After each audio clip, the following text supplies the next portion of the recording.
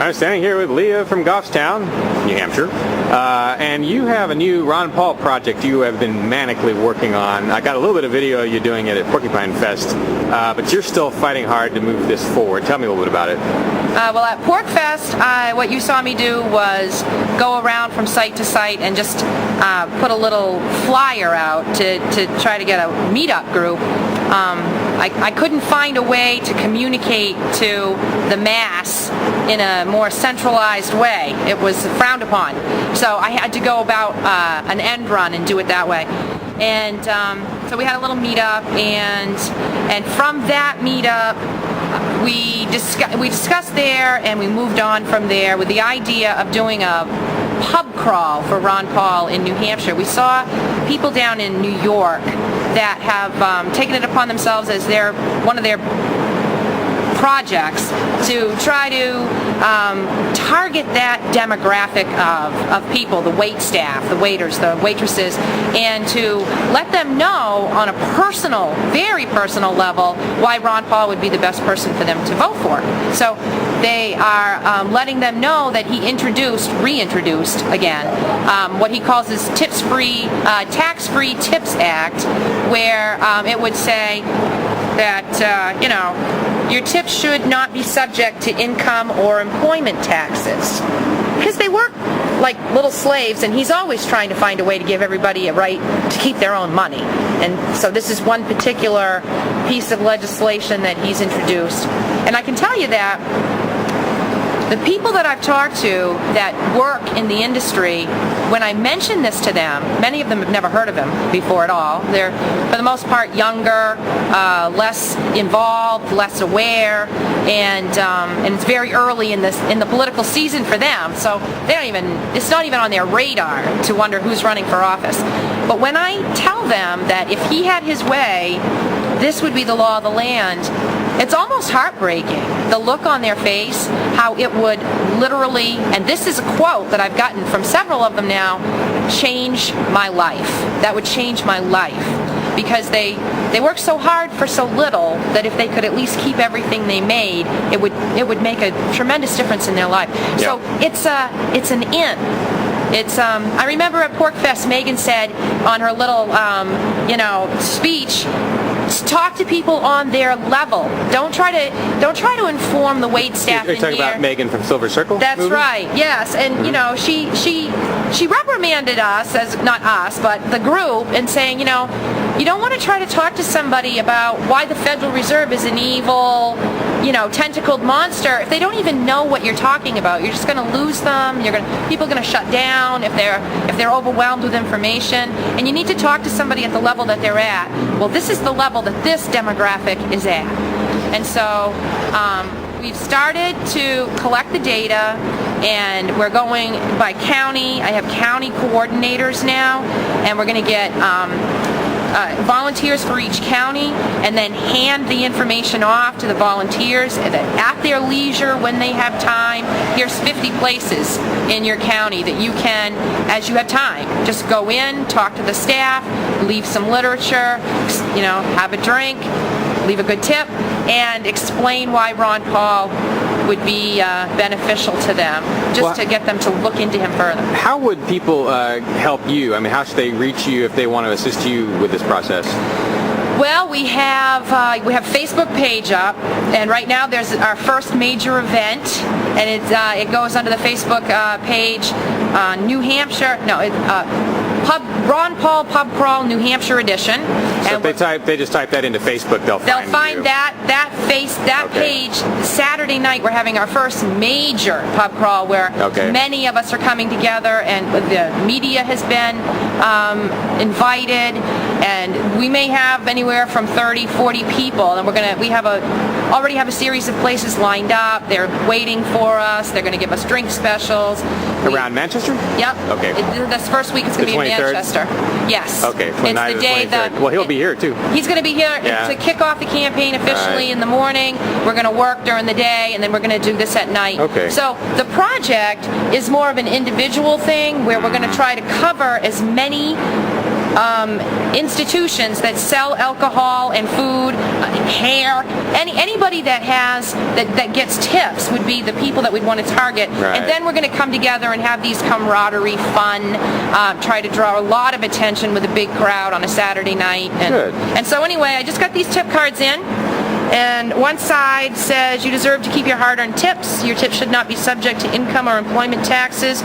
Ron Paul introduced H.R. 1139, the Keep Your Tips Act. And on the back, I had the Liberty Press. Can you hold that still? Yep. We decided to make the back more broad about a bunch of his other positions. Yeah. And tried to keep as much information on it as we could on a small space.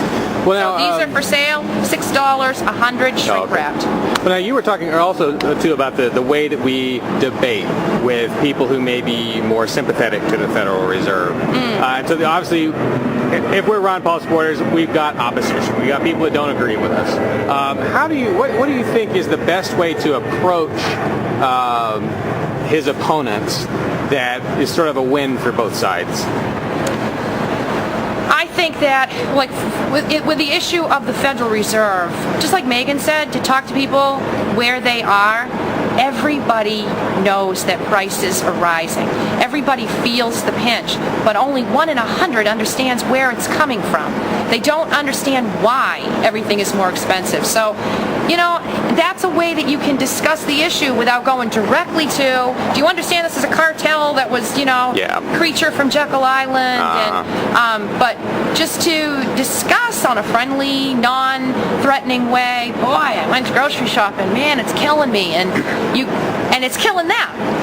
And so you have common ground with them right away, and you can use that as a way to ease into, I never realized why prices rise. I never did. I never did either. Yeah. I always thought that it was just like a function of time. Yes, of course it costs 5 cents for Grandpa, but that was then, and this is now. Right. And time goes by, and of course things always get more expensive with time. I never stopped to question why, so I didn't know. Why would anyone else know? Well, can you think of a solution, though, that could be a win-win solution for both Ron Paul type people and people who are tied in closely with the Federal Reserve? That's going to take some creativity, but can you think of anything? I guess I can't at the moment. Yeah, people that are tied in closely with the Federal Reserve, you mean like people that are literally interwoven in the power structure? High-level banksters. I don't believe there is a employees win-win. of Federal Reserve buildings. I think that if it stays in place, then they, I guess the only way there could be a win-win is if the change came gradually instead of chaotically and suddenly. And if Ron Paul won with his idea of a Competition and Currency Act, where only right-wing nut jobs transact in gold or silver, whatever currency of their choice, without being harmed by the government for doing so. The change could happen more slowly, and the people that are involved in that hideous institution could find some other way to make their money. But I cannot envision a way where those two opposing sides of the idea of a central bank having control of the currency could find common ground. Well, I think for me, what I tend to find is that people don't always think about the consequences, the long-term consequences of what they're doing. So I think the people who are high-level Feds or high-level Federal Reserve people, they're winning right now, but the way they'll really win is if there's long-term freedom for their grandchildren in the United States. Right. Their grandchildren can live in safety. Right now, their offspring, who knows how many dangers in terms of societal upheaval and stuff like that are facing their families just because of the monetary situation. So they would win if they were to limit the monetary situation, or if they weren't doing as much harm monetarily. I think everybody that they love would be safer, if that makes any sense, just like we would be safer. Right. I think you're right. If they came to believe that there could be a systematic collapse and that the society could fall into chaos and be dangerous to all of them, even those that right now, live sheltered and safe lives, then they too would stop resist. You know, they would look for a way to bring stability, if like you said, only to save the ones they love. Yeah. But I don't think that they think it's possible for it to collapse. They think that they can control this whole thing somehow. Not forever. Not forever. I mean, they think they can. I really think they can. I think they think it's possible for them and their friends abroad in the central banks everywhere to keep a lid on all this, and they're so smart.